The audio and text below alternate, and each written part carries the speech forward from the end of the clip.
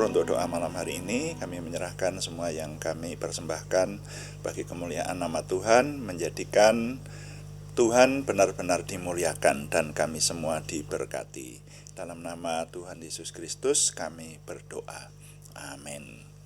Selamat malam Bapak Ibu, saudara sekalian yang sudah bersama dengan kita di sini dalam doa malam hari ini. Doa malam melalui online ini diadakan secara iman Kristiani dengan dasar keyakinan kepada Tuhan Yesus Kristus, Yeshua HaMasyiah, Juru Selamat dunia, Imam Besar Agung kami. Firman Tuhan yang didokumentasikan dalam kitab suci Perjanjian Lama serta Perjanjian Baru menjadi pegangan kami, menjadi pegangan kita sekalian. Saudara, doa malam ditujukan untuk menjawab pertanyaan. Karena itu kalau ada pertanyaan rohani yang ingin supaya kami menjawabnya dari saudara sekalian, silahkan dikirimkan kepada kami, nanti akan kami coba jawab menjadi tema-tema dalam doa malam kita. Nah, untuk kali ini belum ada pertanyaan yang masuk. Karena itu kami ingin mengajak saudara sekalian merenungkan hal yang penting. Judul renungan malam hari ini adalah doa yang tidak sampai Tuhan. Doa yang tidak sampai kepada Tuhan gitu ya. Jadi doa yang tidak sampai Tuhan. Nah, mari kita membaca Yakobus pasal yang keempat ayat 2 bagian A sampai 3 bagian B. Ya, ini satu kalimat ini. Ya, saya ingin kita merenungkan satu kalimat ini dari firman Tuhan. Yakobus pasal 4 ayat 2a sampai 3b. Firman Tuhan berkata begini: kamu tidak memperoleh apa-apa karena kamu tidak berdoa, atau kamu berdoa juga tetapi kamu tidak menerima apa-apa karena kamu salah berdoa. Nah, sampai di situ ya.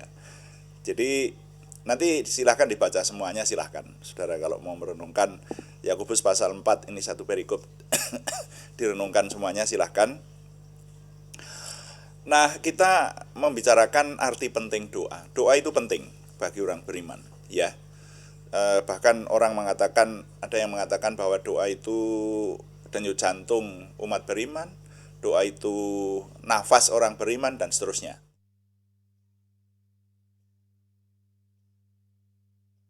Jadi doa itu penting. Dan di sini digarisbawahi bagi orang beriman, bahkan dikatakan kamu tidak menerima apa-apa karena kamu tidak berdoa. Jadi orang beriman itu bisa menerima apa-apa kalau berdoa. Tapi kalau tidak pernah berdoa, tidak menerima apa-apa. Itu menurut firman Tuhan ini loh. Nah, ini memang sekali lagi kita kalau merenungkan tentang doa, berdoa itu sebetulnya isinya bukan hanya minta, tapi juga bisa bersyukur, bisa bersekutu dengan Tuhan, bisa menyampaikan berbagai hal kepada Tuhan, bukan hanya permintaan saja. Tapi kali ini kita ingin merenungkan doa yang berupa permintaan ini saudara ya. Doa yang berupa permintaan ini kan mesti ada jawabannya. Permintaannya diberi atau dikabulkan, nah, seperti itu. Nah, kalau kita merenungkan umat beriman itu ada umat beriman yang tidak pernah berdoa. Ngakunya beriman tapi tidak berdoa. Saya ketemu saudara dengan orang beriman yang bahkan makan aja tidak berdoa. Lupa mengucap syukur. Mendoakan makanan itu, lupa. Ada yang seperti itu. Nah, kalau yang seperti itu saya rasa imannya tipis. Percaya kepada Tuhan tidak sepenuhnya, atau bahkan mungkin belum tidak menganggap Tuhan itu ada gitu. Nah, itu karena kalau orang yang berdoa itu mesti orang yang beriman, orang yang menganggap Tuhan itu ada dan perlu Tuhan. Nah, seperti itu ya. Jadi ada orang beriman yang tidak pernah berdoa. Lalu ada orang beriman yang jarang berdoa. Berdoanya hanya memenuhi syarat aja, hanya memenuhi kewajiban. Kalau sedang ibadah itu berdoa, kalau sedang tidak beribadah tidak berdoa. Itu. Ya. Atau kadang-kadang berdoa tapi yang memenuhi kewajiban, yaitu bangun tidur, mau tidur, lalu setiap mau makan gitu, sehari 5 kali itu kalau dihitung semuanya. Nah, itu Jadi ada orang yang termasuknya yang seperti itu jarang berdoa. Saya menyebutnya seperti itu. Tapi ada orang beriman yang sering berdoa. Sering berdoa. Sering melakukan permintaan kepada Tuhan. Banyak permintaan, ya. Banyak dari kita ini kalau berdoa banyak permintaan. Orang Jawa Tengah bilang, wah akeh pinuwunan. Gitu. Jadi yang dikehendaki itu banyak dan didoakan seperti itu. Nah, tapi yang di sini perlu kita renungkan, jangan hanya sering berdoa, tapi harus sadar bahwa doanya itu salah atau enggak. Nah, gitu loh. Makanya mari kita introspeksi. Ada yang sudah berdoa melakukan permintaan kepada Tuhan tapi doanya tidak diberi-beri, sudah bertahun-tahun gitu ya, tidak diberi oleh Tuhan, seperti itu. Nah, ini mari kita menyadari itu, saudara ya, menyadari kenapa tidak diberi. Karena jawaban doa itu, kalau menurut saya ada 3 yang penting. Jawaban doa yang berupa permintaan itu. Kita minta kepada Tuhan, jawaban Tuhan, ya aku beri, segera, begitu. Ini contohnya adalah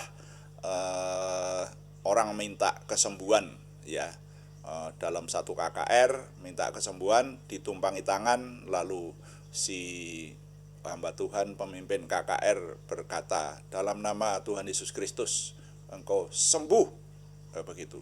Lalu sembuh seketika. Banyak toh kita dengar kesaksian yang seperti itu.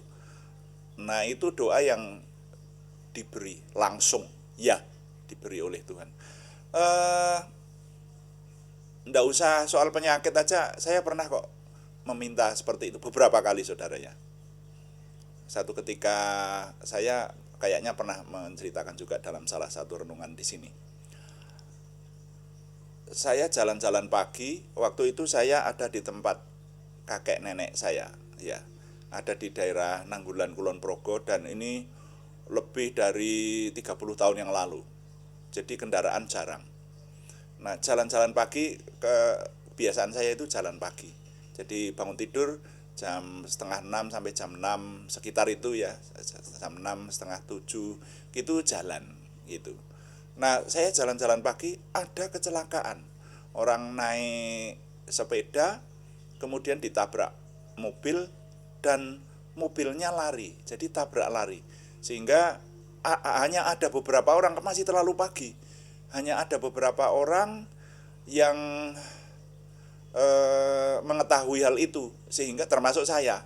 Jadi sehingga mendekati orang itu, waduh, ya makin lama makin banyak sih, ada orang yang tahu, yang lalu lalang di situ, kemudian berhenti memberikan pertolongan begitu. Dan nanti kakinya itu patah, karena ketika diangkat, pada akhirnya nanti ketika diangkat itu, kakinya itu patah, kelihatan kalau patah. Jadi kalau kaki itu begini, diangkat itu jadi begini, gitu. Nah, itu wah, kan berarti tulangnya patah. Nah, waktu itu saya berdoa, Tuhan, saya berdoa begitu. Jadi seringkali yang saya rasakan kalau saya berdoa buat orang lain itu banyak dikabulkan. Lebih banyak dikabulkan, mungkin ya karena oleh anugerah Tuhan saya banyak berdoa untuk orang lain ya. Ya itu. Jadi pagi-pagi begini, aduh Tuhan, ini harus dibawa ke rumah sakit. Seorang bapak setengah tua, wah ini harus segera mendapat pertolongan medis ini. Lah tapi waktu itu kendaraan jarang, kendaraan roda 4 jarang. Terus gimana membawanya? Hanya bingung aja gimana menolongnya. Lalu saya berdoa, Tuhan kirim kendaraan supaya ada orang bisa menolong, kendaraan bisa menolong bawa orang ini ke rumah sakit gitu.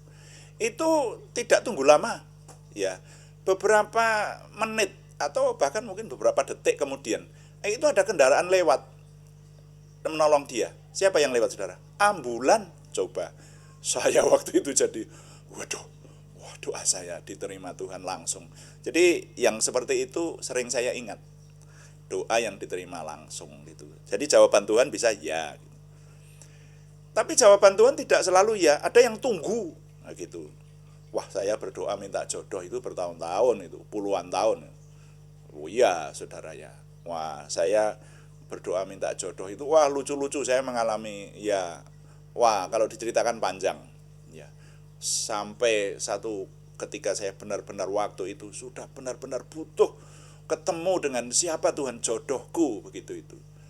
Sampai ya ada hal-hal yang lucu yang hanya saya sendiri yang paham.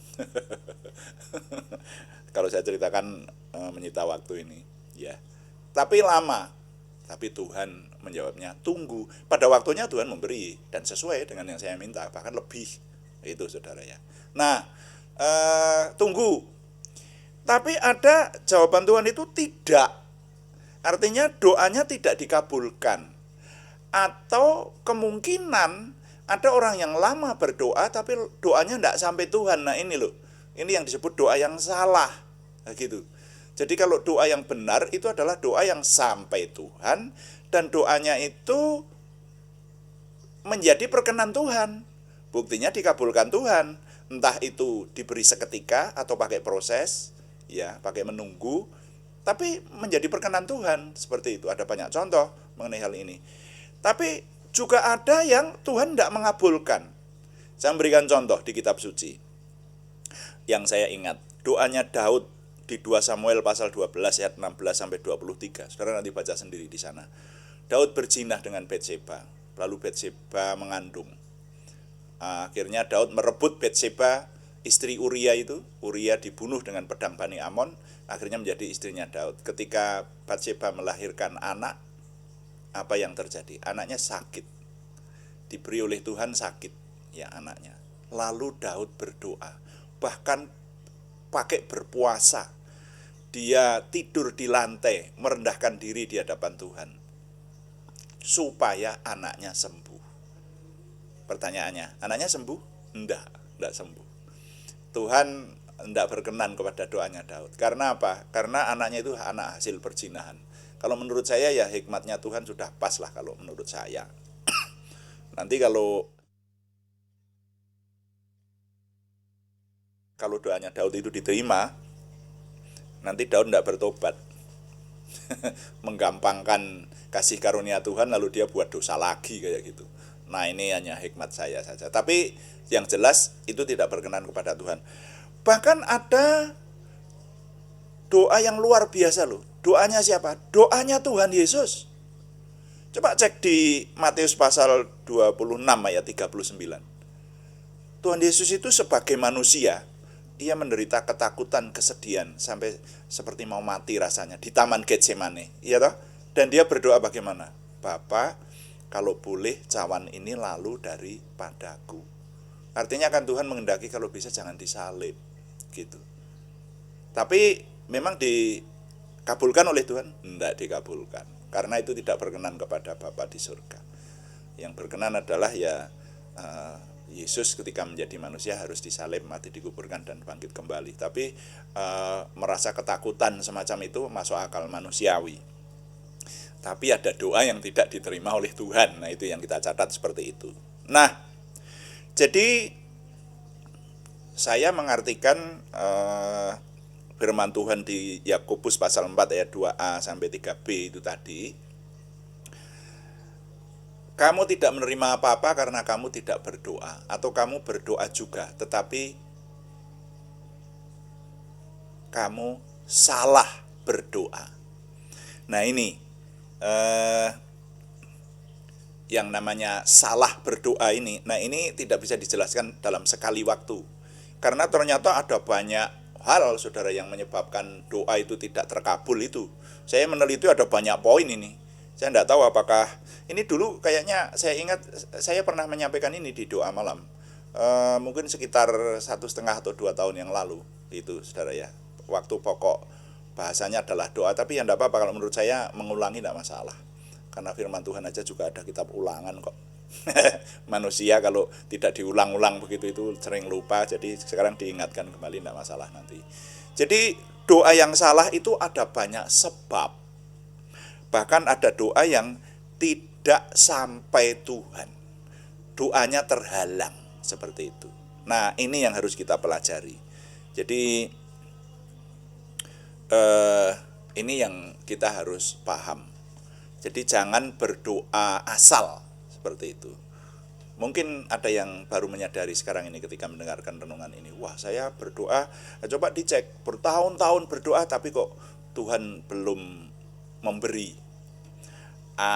Mari kita cek apakah itu belum, jawabannya itu Tuhan berkata tunggu, atau memang tidak, atau bahkan doanya tidak sampai Tuhan karena melakukan doa yang salah.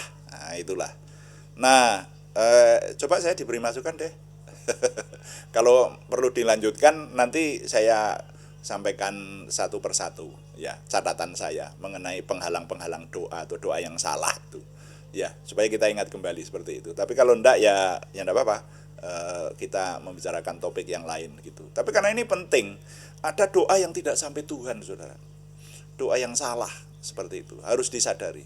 Jadi berdoa itu tidak sembarangan, berdoa harus memahami bahwa doanya benar dan sampai kepada Tuhan, sampai dikabulkan kalau doa yang berupa permintaan semacam itu. Nah, jadi nilai yang dapat saya impartasikan sore hari ini begini: sadari bahwa berdoa itu tidak asal minta, tetapi harus memahami jangan sampai salah berdoa sehingga doanya tidak sampai Tuhan. Saya ulangi, sadari bahwa berdoa itu tidak asal minta, tetapi harus memahami jangan sampai salah berdoa sehingga doanya tidak sampai Tuhan. Tuhan dipuji, amin. Mari kita mengakhirinya dengan berdoa. Kita melayani Tuhan dengan doa sesuai dengan yang Tuhan ajarkan. Tuhan, berkatilah kami dengan berlimpah-limpah, berbuatlah sesuatu yang besar dalam hidup kami, dan itu jelas berasal daripada-Mu. Tambahkanlah pengaruh dan kesempatan kami bagi-Mu. Berikanlah kami suatu perasaan akan hadirat-Mu dan petunjuk-Mu senantiasa. Jagai dan lindungilah kami, supaya tidak jatuh dalam perangkap setan. Dalam nama Tuhan Yesus Kristus kami berdoa. Amin. Demikian doa malam hari ini, saudara-saudara sekalian. Dan terus kami beritahukan bahwa doa malam dilaksanakan setiap hari pada jam 6 malam atau jam 18 waktu Indonesia Barat. Ada juga doa pagi yang dilaksanakan setiap hari juga setiap jam 5 pagi, hanya temanya berbeda. Ya, yang doa pagi meneliti seluruh isi Alkitab sambil merenungkannya. Kalau yang doa malam kecenderungannya menjawab pertanyaan. Terima kasih kepada semua yang sudah mendukung. Kami tetap mengharapkan dukungan Anda, setidaknya dukungan doa. Terima kasih yang belum berikan subscribe, berkenan berikan subscribe, like, komen, dan share. Bagikan kepada teman-teman lain sehingga lebih banyak lagi yang diberkati bersama dengan kita. Selamat malam, Tuhan berkati, amin.